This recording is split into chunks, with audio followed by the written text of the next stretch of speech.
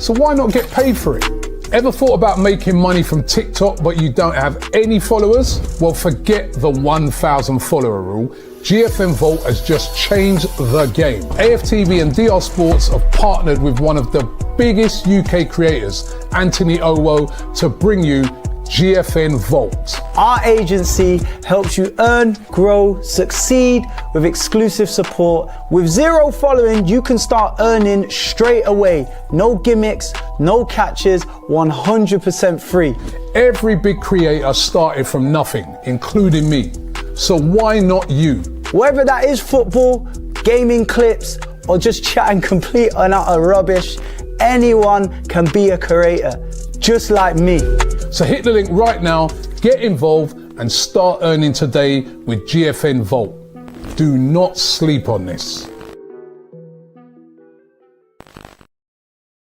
Yes, people. They're rude, you know. I just clocked that they put the whole talking rubbish bit and then they put tie up. I can't believe I just see that, man. They should have put Robbie there, man. What are they like? 8 people talking thing by now. I pick up time, man. Robbie, look what you're doing, man. Look at what you're doing. What are you saying, though, Dan? Yeah, I'm good, man. I clocked exactly the same as you, man. If you're talking rubbish and then there's a picture of Ty, come on, man. Respect. Love Ty.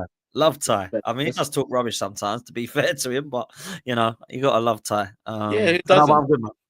Who doesn't? How are you, though, anyway? Really good, man. Really good. Do you know what, Turkish? I've actually enjoyed the last few days without Arsenal, bruv. I feel like I needed a break from it. I've not actually missed going to the game. Sometimes I do. I've not missed it. And I've not been sitting there watching England and getting hyped by that by any means. But I just enjoyed the time to just take a little bit of a break and see some family and friends and just relax a bit away from it. You know what I'm saying? And as much as I miss the Arsenal, I don't feel like I've kind of not, you know, missed this weekend of seeing the people and watching the team that I've had to watch this season, which at times hasn't been pretty, bruv. So I've actually quite enjoyed it, man, to be honest with you. How about you? You good? Yeah, bro, I can't complain. Yeah, with Turkey doing well now in terms of internationally, I look forward to international breaks. And this season, because I feel like pretty much everything's done until the Real game, bro, bring me an international break after the Real legs as well. I don't mind, man. I'll take a couple. And we smoked Hungary. Home and away, 6-1 on aggregate. Güler and Szoboszlai. You see what that little? Did you see what happened? Yeah, Arda Güler. Yeah, do you know what? He's a good player, man. Really good player. Yes. You got some good players. You got some ballers coming through, haven't you? Youngsters. Like you really have. Yeah, Yildiz and Güler being the main ones. But Aktürkoğlu, he's at Benfica. He's stepped it up. He's a finisher. And to be honest, all round, listen, I'm enjoying it. And you see that Güler Szoboszlai thing that adds more sauce to me saying, "All right, try bring Güler in this summer, man. Try bring him in. We want to see that over here. That's what I want to see over here. 100%. I don't know, like, is Ancelotti going to remain manager there next season? Do you think? Because the whole thing with Xabi Alonso is probably going to come in at the end of his but I don't know. It's not. We're near the end of the season, and am I missing news about this? Is it Ancelotti again next season? No, at the moment it's that, but I feel there's a lot of talk about Alonso coming in and Ancelotti leaving, which is why he's a name I'll be taking at Arsenal. To be fair, I'd take either of those right now. I've got to say I've been massively impressed with Xabi Alonso. If you look at the job he's done at Bayer Leverkusen, who he's brought in, I'm not saying we need to get rid of Mikel right now because I'm happy to give him to the end of the season and see what he can do in this Champions League. But I think there's other managers out there now. You know, when people say, "Oh, who'd you get?" There ain't nobody out there. Well, we've just named 2 managers. There's one at Inter Milan. There's one at Atletico Madrid. Do you know what I'm saying? There's actual managers out there that we can actually go and get. And that for me now is the next step. Is if Mikel can't win it next season, because we all know he's staying, they're the sort of names I want to be linked with, bro, if I'm honest with you. So, yeah, man, I don't know. There's a lot of links with Zubimendi to Real Madrid today, which makes me think that there potentially is a Xabi Alonso link because apparently he's a massive fan of him. He reminds me of his own type of play. I think he actually followed his kind of career route with Sociedad being one of them. Obviously, there was a Liverpool link and Real Madrid is kind of in his mind, they say. So, yeah, that's where I'm at with it, man. But Ancelotti could stay. You never know. There's a lot of talk about him going to Brazil, and there was a lot of talk about him going elsewhere, like international managers. But yeah, we'll have to see. This kind of most successful manager ever at Real Madrid, isn't he? And like he's incredible. But they seem to, you know what Real Madrid are like. They get rid of players, and they'll probably bring him back in about 5 years' time. Do you know what I mean? That's what they do, isn't it? Yeah. And to be honest, I think it's important in terms of players available potentially from Real this summer. Because if Ancelotti stays there, I think Güler should be going out on loan at the very least, or Brahim Diaz. Listen, I think both. Yeah. Diaz has been getting more minutes recently, but for his quality and his age, I think he's mid-20s. I think, you know, if the prospect of more minutes is not on the horizon, which it probably won't be, then one of the two should be available. And I think it could be smart business. Like it could be a loan, especially with Güler. I think Güler's happy there. He wants to really fight for it. But a loan, get some minutes in, either player, and you consider how much work we have to do in the summer. I'd be interested in what Real are doing, if I'm honest with you. The Zubimendi thing, let's start with that then, because there is rumours that Real are coming in, they want to hijack it. Obviously, what is it, 50 million release clause? They're willing to pay that. How much weight do you hold on it? To be honest, you're kind of like me, who didn't hold much weight on the initial announcement that Zubimendi is coming to Arsenal in the summer, or were I don't remember what it was, strongly interested in talks, you know, much developed, but basically the noise was Zubimendi Arsenal. Do you think this Real interest is real? And if so, I can't even ask you, would you be worried? Because if it is real, who the hell wouldn't be worried? Because Real come and do what they need to do and take who they need to take. But do you think it's true? Yeah, I don't know why it wouldn't be. People say, why would he go there? Because he doesn't get in the first team. Real Madrid don't care about that. Like, Real Madrid want the best players because they build a squad, right? So when you look at what they've already got Valverde, they've already got Luka Modric still there, Jude Bellingham, Camavinga, Tchouaméni. So maybe if Zubimendi does go there, maybe we can try and do some business with one of the ones that might get a little bit unsettled and want to maybe come out of there. If you believe and truly feel that David Ornstein and Sami Mokbel are the most reliable of sources, I'm not really a lover, but a lot of people say they're the two best and this, that, and the third. Then obviously he's coming to Arsenal.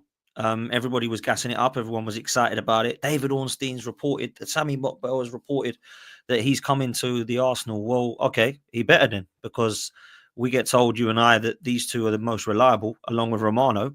So I imagine it will happen. And if all of a sudden he goes to Real Madrid, will people then start to question the source again? Because David Ornstein, I'm not trying to say these people are clueless. They don't know anything. Of course they know stuff. They're within the club. They learn a lot more than I do. But, you know, when David Ornstein says categorically Nicolas Pepe's never coming to Arsenal, and 24 hours later he's holding the shirt, yeah, you can get things wrong, right? Mm-hmm. So I feel like we can't just always go, David Ornstein said this, it's happening. Sami Mokbel said this, it's happening. They can get stuff wrong as well, just like everybody else can. Now, I don't know enough. I don't have any ITKs within the club. I don't try to say that I know who we're signing or know who we should sign. I'm with you. There's a lot of players you've said in the last few weeks that I totally agree that Arsenal should be in for and around for. Zubimendi, to be fair, is actually one of those names that I do look at and like, you know, in the holding midfield position, Zubimendi would be a brilliant fit of Arsenal. I think Mikel Arteta wants a proper number 6. I don't think he sees Rice as the number 6, which I'm sure we'll come on to. I think that's mad to spend 105 million and not really believe that in the position that you signed him. Well, he seems to be playing him in the 8, bro. Yeah, but Havertz the 8, no? So he flipped that up. He must have, the moment he signed them to, that's a 6 and an 8, because he clarified with Havertz that that's a midfield signing. So surely you didn't spend 170 million on 2 8s, right? And Havertz ain't no 6. And we had Odegaard in the 10. So when Arteta said he's a midfielder, surely that means, bro, because I'm with you, it doesn't look like he's budging from what it is now. But initially, it must have been, this is the 6. I believed he was the 6 and believe he should be the 6. But if Zubimendi's coming in, Zubimendi ain't an 8. Rice is the one. I think they either play a double pivot, which is what I would do, and you go more 4-2-3-1. But then you've got an issue with Odegaard, because I'm not sure he's a 10 either. So where I look at it is with Mikel building this squad, I'm thinking, right, you've brought in Havertz as a midfielder, you've put him up top. Marino's your midfielder, he's now up top. You've got the scenario of Ben White, who was brought in as a centre-back, now playing at right-back. You've got Rice, who was 105 million, being brought as a 6. He's now an 8. You've got Martin Odegaard, who a lot of people see as the 8, and I think would be a really good 8. And then you go and get the Florian Wirtz as the 10, but he doesn't seem to want that. He thinks Odegaard's the number 10. I'm like, this is all mixing and matching. And then the left-back scenario, we've had about 15 of them, and Miles Lewis-Skelly's the best one. So I'm sitting there believing now, like, hang on a minute, where are we going with the long-term in this squad? Other than Gabriel, Saliba, and Partey, everybody's kind of been playing in a few positions, right? I haven't really seen any He's right back season, so you might as well take him out of there. Who? Partey was right back a few times, no? Great shot. great shout. So he's playing right back as well. Yeah, so he can't be moved either. So I'm looking now, thinking other than the goalkeeper, there's only Gabriel and Saliba because Timber's playing right then left, Tomiyasu right then left, Zinchenko now back in midfield on the left, Kieran Tierney left wing, left back. You've got obviously at the top, you've got Havertz who's played in God knows how many positions. I've seen the amount of eights that we've seen after Granit Xhaka, a player you and I used to criticise quite a lot. 7 years, I think he had about 18 months where I was happy with him. And I thought, you know what? I've got nothing wrong with getting rid of Xhaka and Aubameyang. But why has it taken 4 years to replace them both? I've got nothing wrong with Kieran Tierney being dropped or whatever because he's not a part of you. Why do we still not have a left back? And he's got to come through our youth academy. So there's a lot of question marks I've got with it, to be fair. And if I said to you, Granit Xhaka, do you think he's a good midfield Turkish? You go, he's all right. Oh, I'm going to need 200 million to replace him, though. You'll be like, what? Why? Because we've had 105 on Rice. We've had 65 on Havertz. We've played Fabi Vieira there, who was 40 million. We played Smith Rowe there. We've played Trossard there, I've seen. And now we spent another 38 million on Marino to play there. And we're still not happy with it. So how many more players we're going to have to try and play in the left back, the left 8, and the left wing role before we get it right on this left-hand side? There's a serious question mark over that, man. But Zubimendi, I like the player, but, we've heard it's advanced talks, progressing well. I don't like all these terms, man. Just tell me, do we want him or not? Like, real talk. I'm sick and tired of hearing all the waffle about how we're close to this and close to this, that, and the third. Either sign the player or just don't bother and just shut up about it until he's wearing a shirt, because it just winds me up, bro, if I'm honest with you. Yeah, I mean, what you suggested earlier is probably because it seems that the interest is there. Like you said, the sources that have come out with it are the ones that more often than not do get it right, but sometimes get it wrong. So let's say this is one of the ones that they get right. A 4-2-3-1 doesn't sound too bad with Zubi and Rice, but I don't know. Listen, I'm not going to say I know enough about Zubimendi to say he's the one to be Rice's partner, and then we cover all bases in terms of what you need in attributes from those two positions. But then I wouldn't expect Odegaard to be collecting the ball from defenders anymore. I wouldn't expect Odegaard to be collecting from Saliba or Gabriel. I'd expect them to be in the 10 because he's got two midfielders behind. So that does sound better, because obviously if that is the case and Odegaard was to stay there, then I expect to see more of the version of him 2 years ago, even though that's a stretch, but add some competition in there as well. But that's probably what if it is Zubimendi, a 4-2-3-1 makes sense. But we haven't seen no indication that is, because essentially you could say Partey and Rice could be a double pivot. And you cover all bases, and we've never really seen. We've seen it in moments in games, tactically maybe, but it's nothing really we've gone with. So I don't know about it. You said I like Zubimendi. I say I like him too from what I've seen. When with Jorginho and Partey going, I think it's a good signing. Shrewd if you look at the value and his experience and whatnot. But I just like it, even Marino was more of a I like it. Cool, but I didn't expect it to be the one transfer. Do you get it? The one here. I would have liked it if he was the 4th, 5th signing in a big summer. So we're going to get that again, though, bro, because if you get Zubimendi, and I still feel there's an 8 that's needed, because you've got, let's say, Partey and Jorginho look like they're going out the door. That means Rice and Zubimendi can be used in that 6th position as the cover. We've only got Marino and Rice in at 8, and Rice is covering both. So we need like a Reinders or a Morgan Rogers coming in alongside that, in my opinion, at that level. And I don't know how much money we've got, because it ain't going to be cheap, bruv. And, if I said to you now, Zubimendi and Rice are both going to be in the midfield, there's 2 options you've got. You play 4-2-3-1 or 4-4-2. And we haven't seen 4-4-2 for years.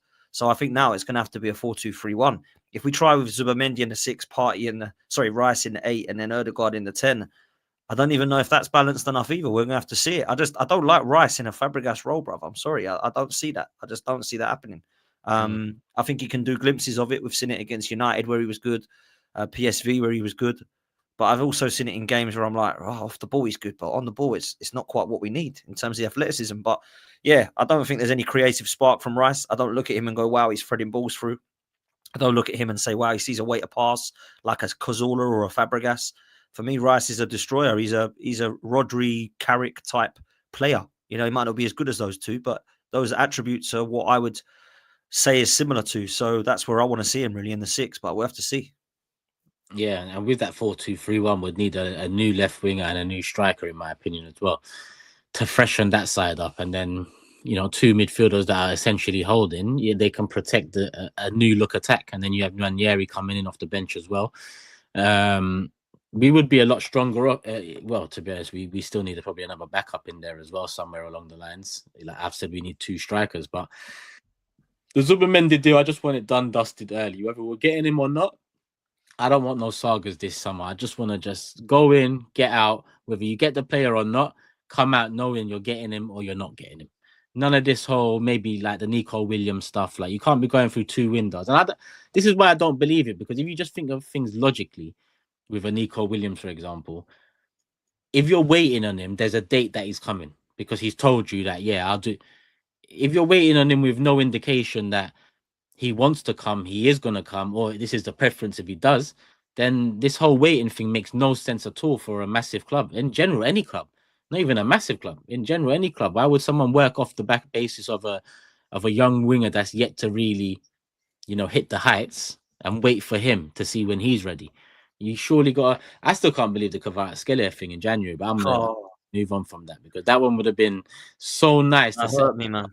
Would have been so nice to set up the summer, but I have 63 million. We paid 65 for Havertz. Like this is what I don't get about this club, bro. Like that would have completed the left-hand side, and then we just go get the striker in the summer, and then you've got your 11 pretty much. Once you decide what you're doing with the 8, it looks like Lewis Skelly's going to be the left back now, or Calafuria's backup and competition, and then you look at that left 8 position and see what you're doing. If it is Zubimendi and Rice, and then you've got your Kvaratskhelia, and then hopefully you go for Isak or Gyökeres up top, then you're done, like in your 11. So I just thought that was a serious bit of business, and we've messed up on that one, man. And this is what I don't get, like this Nico Williams one. It feels like for me, it's just going to be a little bit of a Julian Draxler or Yalan Villa one, where we just keep getting linked with him, and who knows if he even wants to come? Who knows if he even wants to leave Spain? If we end up losing Zubimendi going to Madrid and Nico Williams going to Barcelona, we're going to look silly, bro, because we've been linked with them for so long now. So that's a bit mad, but I just feel like we're going to get another. The only thing is, the reason I won't say it might be not underwhelming, bro, is because Berta's the one that I'm like clinging on to now. If we can get Andrea Berta announced, which I'm hearing is going to be pretty soon, that gives me more reassurance we'll have a better summer than one without him, because that summer, that window we had was a disgrace, bruv. And the January one was just a laughable one. So for me, the last 2 windows have let the club down massively, and I think Berta coming in now gives me reassurance that it won't be that bad. So we'll have to see, man. And sticking on the subject, because I've been thinking that even if Real go get Zubimendi, there's going to be fallout from their midfield. And I look at their midfield and I think there's a couple men I'll take from their midfield too. So just be on your toes. Just, I think Real, there's going to be a couple big names exiting because there's bigger names there. Similar to how we got Ozil or even how we got Sanchez, when players are coming in or not enough minutes, quality player.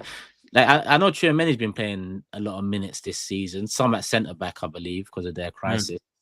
Camavinga, I haven't heard his name much. I don't watch Real religiously. I don't watch La Liga religiously, but maybe the chat can let me know. Has Camavinga been playing consistently? I know he's kind of been preferred left back inverting over there, or last I knew, but do you know anything about that? He's been quiet his name this season, right? Yeah, I think he has played, but I don't think he's been as consistent as some of the others. Tchouameni's been playing more at centre back to help out, because obviously Rudiger, I think, has pretty much been the only one that's been fit. Militao's been injured.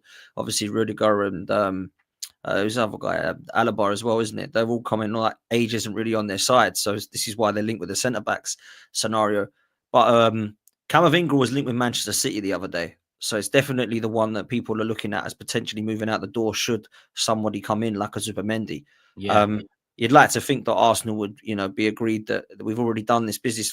This is the thing with Ornstein and McBell coming out saying that it's done, is because it looks to me as if we've already sold him this dream or project, and he's like, yeah, brilliant, let's do it in the summer. If that doesn't happen, then he's now linked with Real Madrid. Don't think that he won't go there and go, all right, yeah, that sounded a brilliant project, but I ain't going to beat Real Madrid, so I'm off to there. Because when they come knocking, everyone goes. We know what's happened this last 48 hours with Trent. We know what will probably happen with Saliba. If we don't sign him, he's going to have to go Turkish. Yeah. You know what I'm saying? People have said to me, oh, what about Saliba? Would you sell him? Yeah, I would if he doesn't want to sign. Of course, I ain't letting him walk on away not free. Like, we're going to have to say, right, 150 million. Okay, no, don't want to. Cool, 100 billion next summer then. But that's what it's going to have to be, because if he doesn't want to sign with 2 years left, we can't be in this scenario with him and Saka and Gabriel. Like Liverpool have done. It's sackable offence what they've done. Criminal. Like, head should roll, bruv. So that's where we're at. Real Madrid, they come knocking. It's a different knock, they're saying it. 100%. 100%. Like even with the Saliba stuff, I assume if they are really interested and they do what they normally do, then he'd probably see out his contract as well. And to me, like just touching on the Trent Liverpool stuff, because I don't really talk, especially international break. I haven't been live much at all. But for me, I can't put myself in those shoes, but I've seen my team lose hella players. I've seen my team bigger players. So I just look at it as he's won it all at your club. Like, as much as, boyhood, he's won it all. He's been part of the best Liverpool era. And when you look back at a CV, if you're part of the best Liverpool era and then Real Madrid as well, you're looking at one of the top CVs of all time, especially for a fullback. So I understand. And the same argument can be made like Henry left us for Champions League or to have a better chance at winning that. I get that side of things as well. I kind of get both reasons. As long as you do the dirt for the club and you ain't leaving for a rival, I don't really see too much, really. Saliba, we know how good he is. We know at the end of his career, he should be looking back and seeing a multitude of trophies.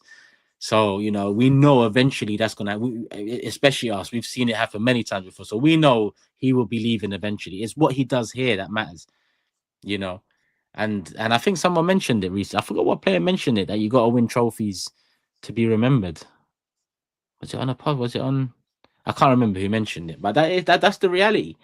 To really be remembered, you've got to win trophies, and Trent done that in every competition with Liverpool. So I just think, some of the backlash is, people acting surprised. Like, we knew he was going Real, and if you didn't, then it's more for you than being upset about this. I agree, man, and I get it. Like, I get why he wants to go. Not just because it's Real Madrid, but because look at what he's already done at Liverpool. It's not like he's got the dream of winning stuff at Liverpool. He's already completed it. He's won all the Premier Leagues. He's won the Champions Leagues. He's won the domestic trophies. He could win another 2 or 3 and then look back and go, well, I've kind of won everything here. I need a new challenge. I'm only 25, 26, whatever he is. So he's a player who I think will always be loved by the not scumbag fans who don't want to start burning shirts and calling him all the names under the sun. I think you've got to respect what he's done. I think the Liverpool fans should say, wow, what an unbelievable talent we've got. Yeah, it hurts, man. We know what it's like, bruv. When we lost Fabregas, it hurt. When we lost Thierry Henry, it hurt. Yeah, when it lost Van Persie, it hurt. I never once questioned why they were leaving the club, Turkish. I don't know about you. I never looked and I didn't look at Robin Van Persie and go, what are you going for, man? Look at us, we're winning everything. I looked and I was like, look what we are doing. We are allowing these players to walk out because they do not match the ambition of this club. And the club does not match the ambition of where they want to go. And this is my worry with Youth Project 3.0, which is what it is now. Because I've seen this happen before, man. And Fabregas went, and Van Persie went, and Alexis Sanchez went, and all the guys that went to Man City went.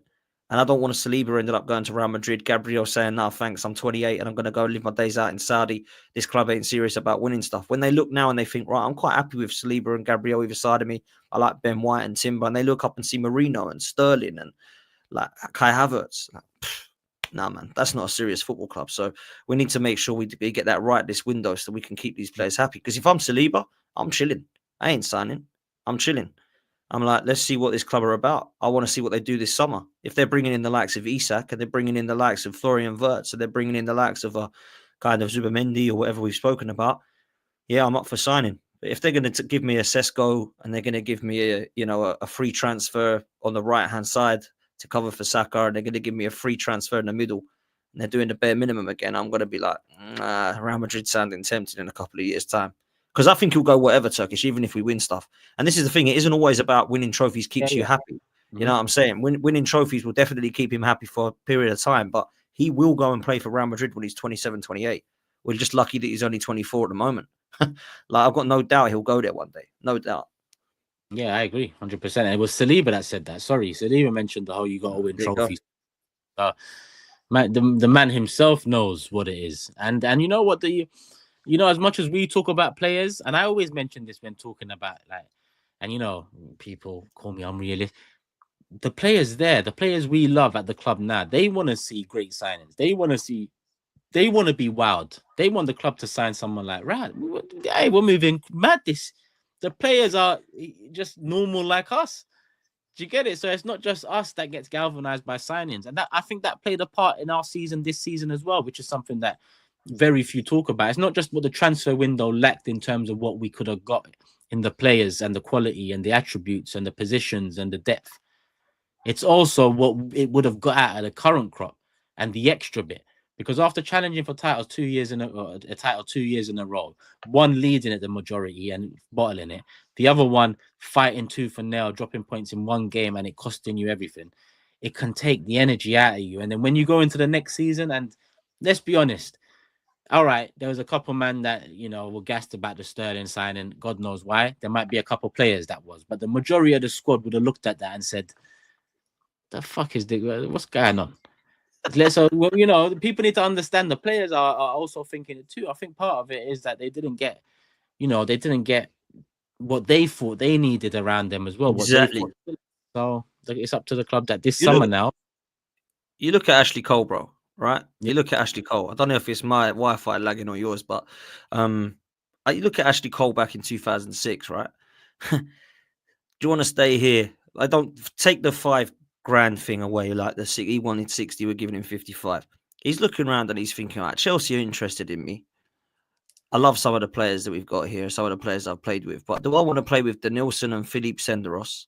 Yeah, Nicholas Bentner. Or do I want to go and play with Lampard, Drogba, Terry? He's going to go and want to play with Lampard, Drogba and Terry. So when you look at the players around you, Saliba is one of those right now going, okay, Saka, cool. Erdegaard, yep, cool. Rice, yep. Gabriel's my partner, good stuff like Timber, yeah. And then it starts to dry up and you're like, okay, I'm good with Miles, but really should be other 18-year-old as our left back. I mean, old enough, good enough, fair play. Now let's move forward. Yeah, we still haven't really got this left-hand side sorted. I don't know who's replaced or upgraded on Saka since he's gone. I don't know what's going on up top. We've got Havertz, and then sometimes it's Marino. Yeah, I'm not sure. That starts to put doubt and question marks into them. Now, when they go forward and go, do you know what, this summer, actually, we have brought in Nico Williams. We have got Alexander Isak. I'm looking at Morgan Rogers in midfield. I'm looking at, XYZ, some of those players we won't get, right? But I'm just giving you names of players that would excite him. He could then go, right, we're moving serious now. I'm happy to sign because I feel like this is the place for me. But Yeah. we're going to have to do that, man. That's what it's got a massive summer, bruv. Massive, massive summer. We say that every year, though, don't we? We say it every year. And we got to have the confidence the ownership and the board are actually going to be allowed to, give us that summer that we're all dreaming because, bruv, a war chest of £300 million, we might have to spend more than that, to be fair, on what we need. Listen, I ain't against that. But you know what people will say, unrealistic, because they haven't seen us do it before. Like spending 100 million on a player was unrealistic once upon a time to the same people. And then we have, now it's not so unrealistic. But big up Timber with a super chat on the subject. He said, gents, refreshing to listen to you guys. You always keep it a buck. Zubi is not the answer. He feels super lightweight with not enough bite. If we don't get Isak, unlikely in brackets, Ekatike is the real deal. I like Ekatike, but I wouldn't take him as main striker. I'll take him as second striker, with a chance to be the first, because you know what comes with Ekatike, Dan. He's young. He needs to get used to the league. Give him time, and by that time, what we just talked about, that happens, and then we need to sign the next young defender that's coming up, and then the round the back continues. And so yeah, I mean, I don't know how much he's being quoted for. I know he is one of the young strikers that could be available this summer, as well as Sesko, as well as maybe Ajahawa at Porto. There's a few young strikers, but I'll only take them as the backup striker rotation option then if we don't get an Isak or a Gyökeres, for example. Dan, do you know much about him? Look, I like what I hear, so I'll be foolish to say that I know a lot about him. Everybody keeps talking about Ekatike. They were talking about him last season. Obviously, this season he's done well and he started to bang in goals. I think he's been scoring since Marmoush has obviously left. So he's a player that a lot of people are speaking about. If I'm honest with you, I'm with you. I think he has to come in as a backup. And I wouldn't be against signing two strikers this window. A lot of people say that we don't need that. But Jesus being crocked, Havertz still starting crocked. Obviously, I have my preferences. I have my Isak as my number one target, and then Gyökeres is the next one on my list. And then you can start talking about Osimhen's. And yes, I will say it, Harry Kane's. Those are the sort of players that I think we need to be bringing in of that ilk. I don't want to be seeing, Hugo Ekatike coming in and then Jonathan David as the backup. Like, that doesn't fill me with anything excitement. And I'll say it, Sesko doesn't either. I've got to be real. Like, Sesko looks like a very good player one day, but one day, not now. Like, at 21, he's going to need a few years to actually settle in and I'm not feeling that one, man. So, yeah, Jonathan David, Hugo Ekitike, Sesko, they're all fine coming in as the backup, but I want a striker that's going to take us to a new level. And I think that has to be in the ilk of Osimhen or Gyökeres if it isn't Isak, bro. 100%. I agree. Wilson here says, big up football's 12th man, Turkish LDN. Up. Would you take Ekitike left wing to Bemendi, DM, Victor Gyökeres centre forward, and Diblin back up for Saka, I assume? Move Ethan right central mid, 10, Odegaard 8. I don't mind anything. Well, I mean, I don't think that. I think Nwaneri can cover Saka and the 10 position. If I'm honest with you, that's his job next season. Cover both. And Ekitike, I've only seen him in central positions, so I don't know about how he is on the wings. And again, the same. He's young. That comes into play as well. Essentially, it'll be let's wait for him to grow. Where, we already need to wait for. We already waited for Saliba, Saka, and Odegaard, and them man to grow. Now we're waiting for Nwaneri and Lewis Skelly to grow. Let's stop planting. Yeah, we've got enough plants. We're growing a nice crop. Yeah, we've grown a nice crop. We're growing a nice crop. We're about to make the bag. Let's make the bag and forget the crops for a second. By the bag, I mean the trophies, because we don't want that same roundabout again. Dan's got a show called The Roundabout, so we already know. It's very familiar around here. Big up Suj in the building. Would you guys be happy with 180 on Isak and Bruno Guimaraes, 50 on Lookman, 45 on Eze? Yeah, I like all them names. That is, for me, that is an unbelievable window if we pulled something like that off. I mean, I don't think Newcastle are going to get rid of either of those two, let alone one of them. I think Bruno G and Isak are probably going to be looking at Newcastle's scenario of a trophy, and in my opinion, top 5, which will be enough for Champions League, and they'll stay. Lookman's actually my number 1 left winger for choice of left winger. And Eze, him and Cunha are probably my 2 kind of choices for that kind of attacking midfield. Left 8 type role, if I'm honest with you. So I like, big up to Suj every time. I like those names. I think Isak, I just don't think he's attainable. I think he's unattainable. I've kind of accepted we're not going to get him Turkish, if I'm honest. I just don't see why Newcastle would sell him. Even if we slap down 150, I still think they'll go, nah, come back next summer. And, I know there's talks that he's stalled over a new contract and that Arsenal, Liverpool and Barcelona are circling. Barcelona can't afford him, so it's Liverpool, Arsenal. The scenario of Liverpool and Salah and all that stuff is being spoken about as potentially happening if one of them is to go. But I think with Arsenal, we're the ones that should just be able to say, right, here we go. He's 150. He's our Declan Rice signing. But I don't think Newcastle will sell him, which is why I'm turning my attention more to Victor Gyökeres at around 60 to 65 million pound release clause. Osimhen likewise is around about that. I think that's where we've got ahead, if I'm honest, bruv, next. Yeah, and a lot of people in the chat are saying Due, the young PSG winger. But listen to this is what they're saying. Well, a couple said. Let me not quote with it. A few are saying the name. Yeah, a couple have said he doesn't start over there, and that's my point. Ask yourself why a quality young winger they've just signed last summer doesn't start, because a top club that wants to win the major honors doesn't bring in a teenager and just start them. It's just not. It's just not the way to go about things. It's nice. You might see, faster growth. He might hit the heights quicker by the 22, 23. It might. But at the same time, ask yourself why. Because Due is a cold winger, or the cold attacker in general. To be honest, he can play across the front, 10 and whatnot. He can. But why do PSG not do that? So why should we go and now bring? We already brought through 2 new teenagers this season. Sorry. Yeah. 2 new teenagers this season.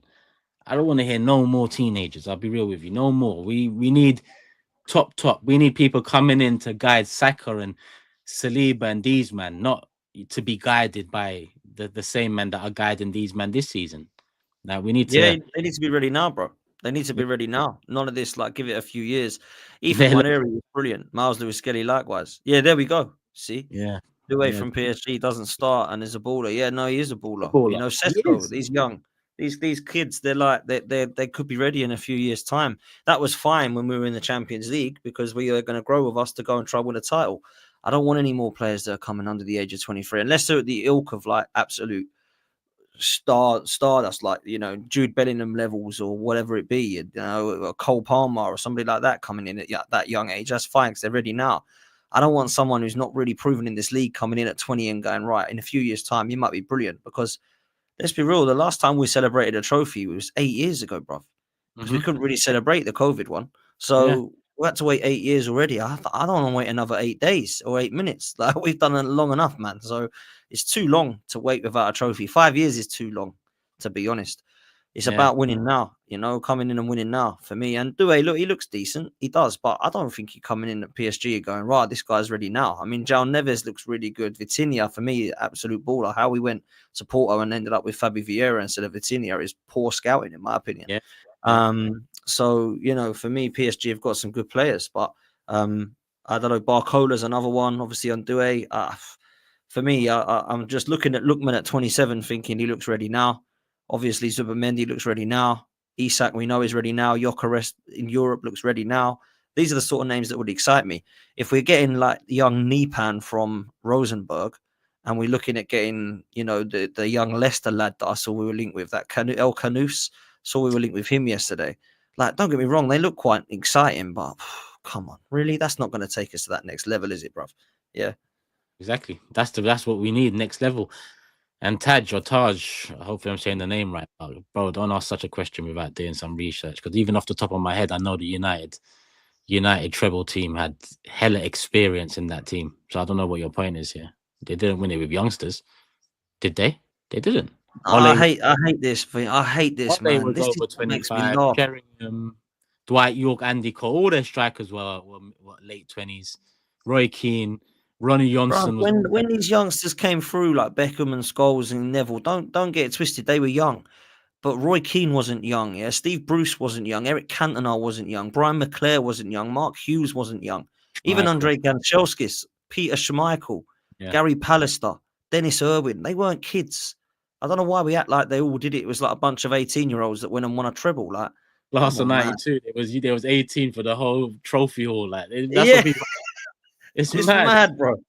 But yeah, we're gonna keep it moving. I've got a couple super chats, but I'll save them for the relevant subjects because they are gonna be touched on in terms of news.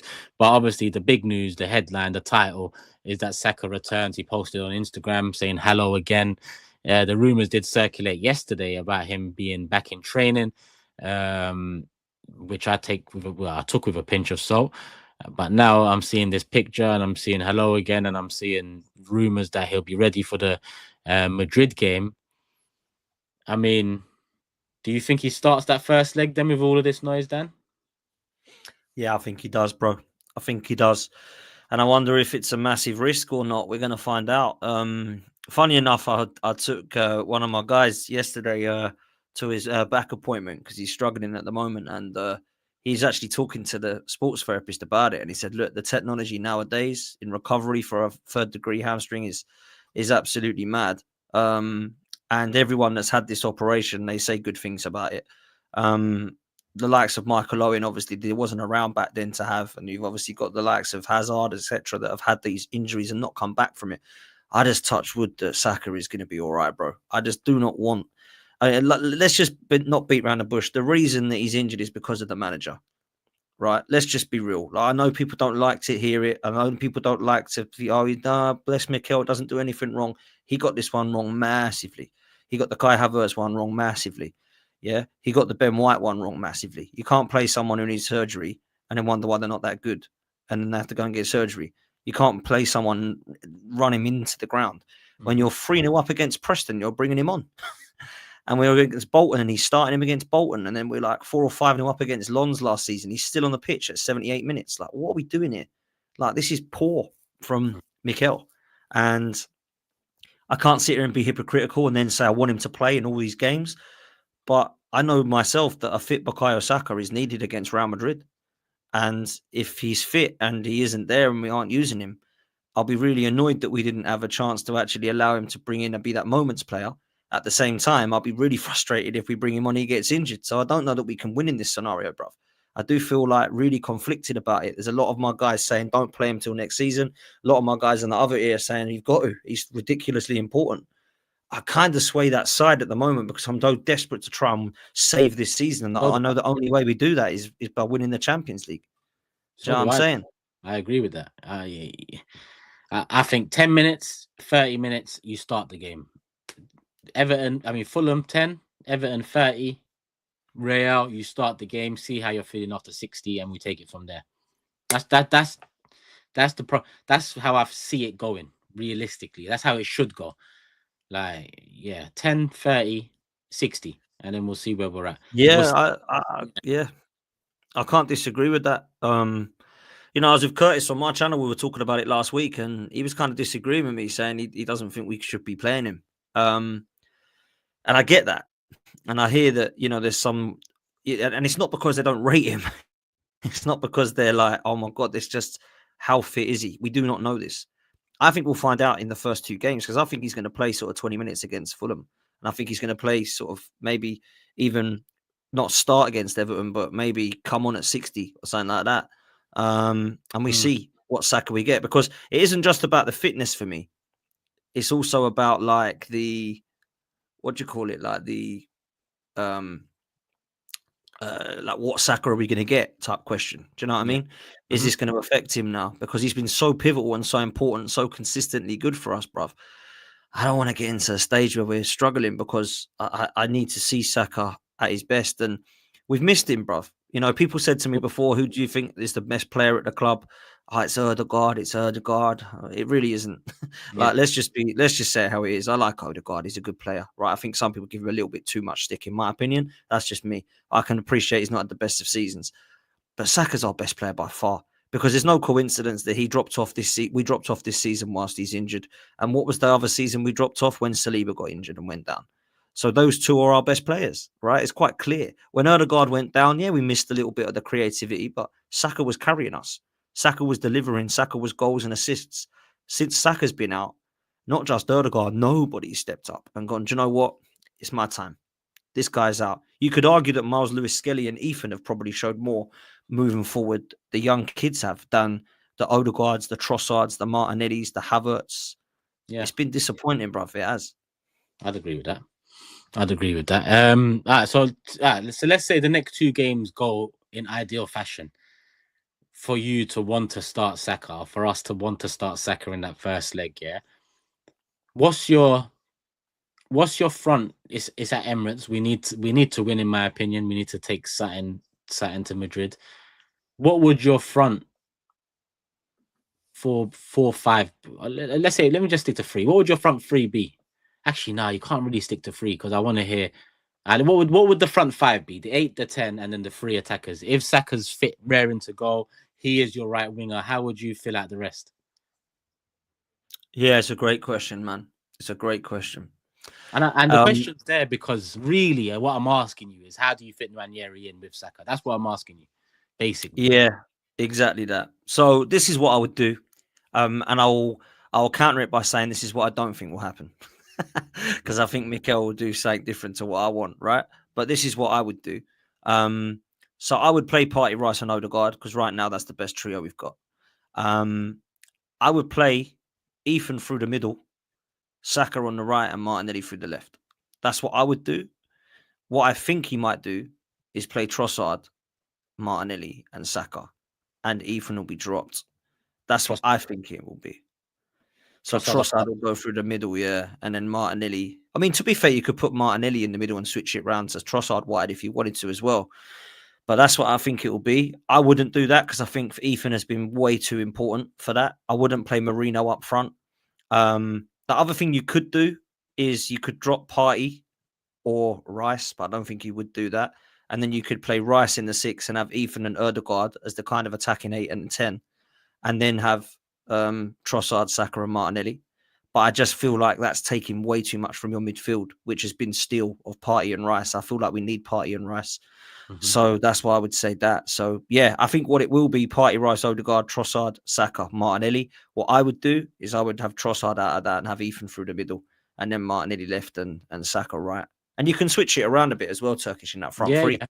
Do you know what I mean? Martinelli can have a turn down the middle, Ethan can go wide. You might well put Saka left and switch things up a little bit and have Ethan on the right. You could switch it around that way. And I think all 3 of them are fairly exciting. And all 3 of them have pace and power. And I think that's quite hard for Real Madrid to worry about. Trossard, as much as I like him, he's flattered to deceive the last few. And I think he's been predictable and quite easy to defend against, if I'm honest. So, it feels like with Trossard starting up top, he'll just be going back to something we know hasn't has either not worked or run its course, because it did. Trossard did have patches, but yeah, we've seen it a few too many times to not be as hopeful as we should be going into a Madrid fixture. But if I if I'm honest with you, I'll probably lean towards what you're saying just to see something different. But we've got 2 games to go. What I was surprised about last time, Matt, is he put Marino up top again, because we had Mark back. I thought, all right, this might be a chance, because Marino's shown he can change up your options coming off the bench with goals. He's done, yes, he scored a couple of starting games, one with the PSV wonder out. I mean, if you put that aside, Leicester comes off the bench, Spain comes off the bench, Euros, and just last week. So he can bring that off the bench, but I feel like we should have tried something different out. Ranieri was on the bench for that game, which with Saka on the horizon kind of surprises me, because I would have thought, knowing that Saka is basically back, that might have been the last start for Ranieri for a little while or something, if he's completely against playing him. I'm just yet to see what he's gonna really go with against Fulham and Everton, because really Fulham and Everton is the trial, the test runs. Let's see what we can muster to try and hurt Real. Because right now, apart from now Saka being back and what Saka does, it'd be nice to have something different. And whether that might be Marino off the bench. It's not a great something different, but yeah. But Marino, to be fair, off the bench against Leicester worked wonders, because it was something that was a different dimension. I'm not going to lie to you, bro. I'm not a massive Kai Havertz fan. I don't see that he's not got a place in the squad. I think he can contribute, but I don't think he's done much different, Marino, to what Havertz has been doing. If I'm honest, brutally honest, I think that he's actually managed to look more lethal in front of goal somehow. He's definitely better in the air than Kai Havertz. That's not even a debate, in my opinion. He can link up play. He can flick it on. He's not really my favourite player up there. I think he's doing the job. I don't blame Mikel Marino. He's trying to play this auxiliary striker role. And I don't think he's great there. But I certainly don't look at it at the moment and think, wow, we miss Kai Havertz so much. Like, we'd be winning games if it wasn't for Havertz missing that. I just think this signing is going to come back to bite him in the backside, bruv. I think it's one of the worst pieces of business we could have done at 65 million and 290k a week. I'm all for having somebody to come in and be the squad player there. But you're telling me a £290,000 a week player is going to be a squad player? I don't think he can be. I think that, I have massive anxiety about him playing attacking 8 next season when we buy a striker. I really do. That's one of Bert's jobs. It's one of Bert's big jobs. No one's talking about it, but trust me, he ain't going to be impressed by that. So, yeah. 12 months. That's what I give it. This one leads us on to the next one. Big up Josephone. Guys, if Mbappe, Vinicius, Rudiger, Ceballos get banned, can we say there's no excuses to lose or draw the home game? Big up to both. You always have great opinions. Love, Jose. But for me, there won't be any excuses anyway to not at least make a fight at that first game, to leave us with something going into the second game. I know what you're mentioning here, and I have it here that Mbappe, Rudiger, Vinicius Jr. at risk of a ban for the second leg in Madrid if they pick up a yellow card. Actually, no. This is at risk of a ban. Oh, no, sorry, I read this wrong. This is at risk of a ban for the indecent conduct after the... Okay. So this is slightly different. They could be at risk of the first leg. Oh, nice. But UEFA ain't going to do shit. UEFA ain't going to do shit. You think they'll do shit? Nah, this is all like hope. This is all hope for me. Hey, that's if I had to pick 3 names, though, I'd be like, yeah, those 3 are the ones to... Get rid of them. Trust me. I'll be the same, bro. I'll be the same. But look, I don't think we've got any excuses not to put them. I don't think we've got any excuses not to make it to the second leg and give it a good go. I don't think we're getting through the tie. I've got to be real. I don't think we've got enough firepower. But I look at the scenario and I think if we get to like a 3-0 in the home leg and we go to the Bernabeu, like knowing that we're 3-0 down, I think it would be ridiculous, if I'm honest. Like, honestly, I think it'll be a disaster. So, go into that Bernabeu second leg knowing that we're either drawing or a 1-0 ahead or something. That's what I'm looking for. Going to the second leg? No, I'm not going second leg. Nah. But I was gonna, but it's just not worked out that way. But yeah, I feel like this is what I'm at. The last time I went out there was the new camp. That was years ago when Van Persie got sent off for kicking the ball away. Do you remember that? We beat him in the first leg. Arshavin obviously scored. And I remember thinking, maybe, just maybe. And if I'm honest, it should have been. I mean, he never should have been sent off, but Bentner went through. And if that was Van Persie, we would have got through. So do you know what I'm saying? So it was so close. So I'd like to think that we can get close again. I just don't think we're going to get. I think it's going to be close, no cigar type. They say because, I think that Real Madrid are just going to their quality is going to shine through. They've not particularly played well this season. They don't have to. Turkish people look at it and go, "Oh, they're not playing that well. Like they got hammered by this team and they lost to Betis team and they lost to Brest and they lost to XYZ." Doesn't matter. Look at them. They've gone through. They didn't particularly play well last season. They won the whole damn thing. Dortmund played brilliant in the final. They won. This is what they do. So it's their tournament, man. They've won 15 of them. Do you know what I'm saying? So that's why they're that good. So it's going to be tough, bruv. We've got Rice and Timber on potential 1 yellow card away from missing the next fixture. And the problem with that is it doesn't just run for the first leg into the second leg. It'll also run from the second leg into if there is a semi-final. And those two players are two players that don't shy away from a tackle. So I'm assuming they will both be picking up, or at least one of them will be picking up a yellow in the next two games. I don't think we can afford to miss either of those two players in Madrid, if I'm honest with you. I don't think we can afford. I know Ben White's returned, but he's been a bit rusty, needs a bit of time, and I don't know if there's enough in Everton, Fulham to get him those minutes. I don't know. Who would be your back four? Since I've asked you about your attack, would it be Lewis Skelly and Timber either side of Gabriel Saliba, or are you looking at Ben White, Timber, or how you? Yeah, I said that I'd start with Ben White, Timber. I don't think you can drop Lewis Skelly though, man. I've been so impressed with him, bruv. And Ben White doesn't look fit at the moment to me. Like he's still trying to get into the mix. He's still trying to run down his minutes. He's still trying to get used to it and get fitness back. So as much as I still believe that when everyone's fit, solidly, Ben White at right back, Timber at left back looks pretty good. And obviously Timber can lock down whoever is needed. Vinny running up against Ben White, some people have had complaints about and question marks about. But yeah, I feel like it will be Timber and Lewis Skelly and then obviously Gabriel and Saliba. I don't want it to be Calafiori, can I just say? I do not want it to be Calafiori. I didn't ask, bro. So it's calm. Bruv, I don't know about your thoughts on this player, but I'm finding him a massive waste of money so far. Happy to review it at the end of next season. But bro, that what I just done and asked was natural. I forgot about Calafiori as an option left back, and how can I when he's just been doing that in the block, especially against Real? I kind of lean towards if Ben White in the next two. You said you can't drop MLS, and I'm with you on that. And listen, no one's spoken of MLS earlier than me on this channel since preseason, and as highly as me on this channel for sure. But Real Madrid, those men are wolves, and we already know the way the media are putting things in certain ways with Lewis Skelly and social media and people in general. That Real Madrid game, I want a bit more experience. So if Ben White was, because it's for Lewis Skelly, for me, everything he does well, and he does it so well, inverting, cutting in, beating them, and Real are so experienced.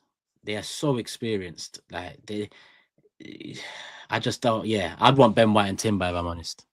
I'd want Ben White and Timber. Yeah, and I can see why. And if I'm honest with you, if Ben White was actually fully fit, then I could get behind that. I've just not seen enough of lately to see how he is 100% fit. I think he's still like nurturing. Maybe he will be by then, because obviously there's been a few days now and a few weeks.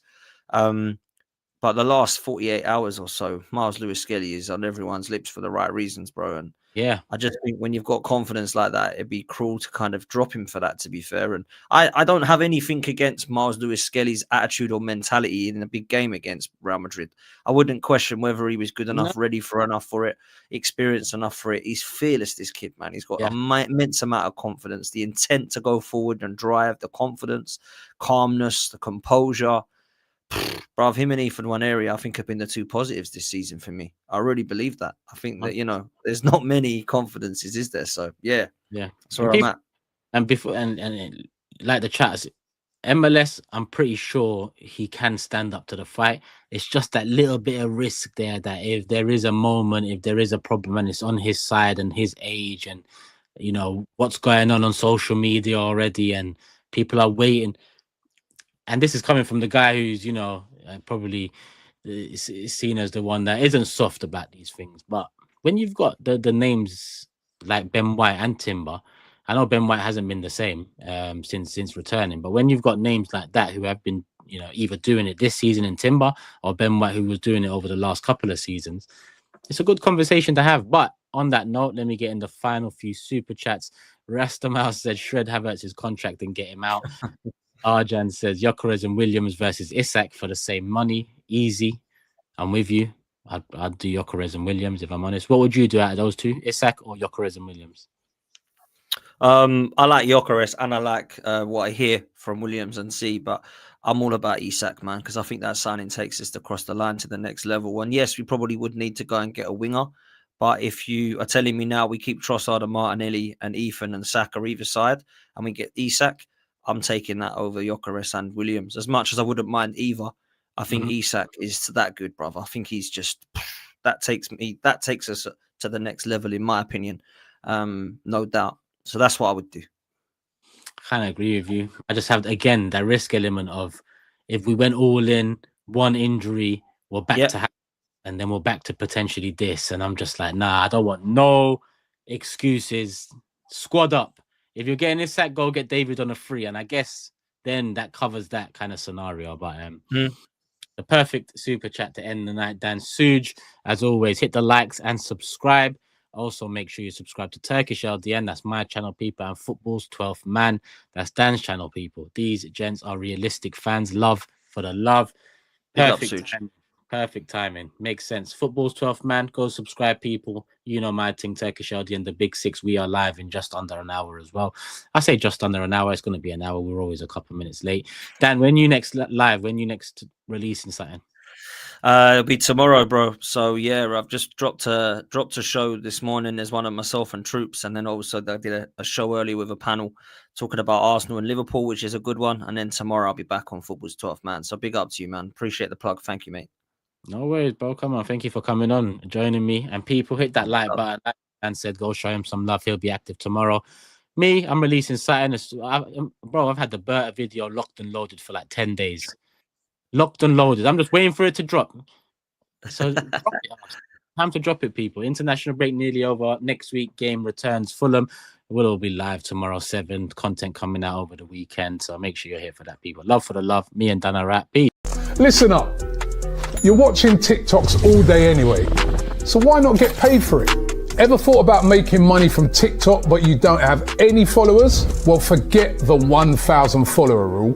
GFN Vault has just changed the game. AFTV and DR Sports have partnered with one of the biggest UK creators, Anthony Owo, to bring you GFN Vault. Our agency helps you earn, grow, succeed with exclusive support. With 0 following, you can start earning straight away. No gimmicks, no catches, 100% free.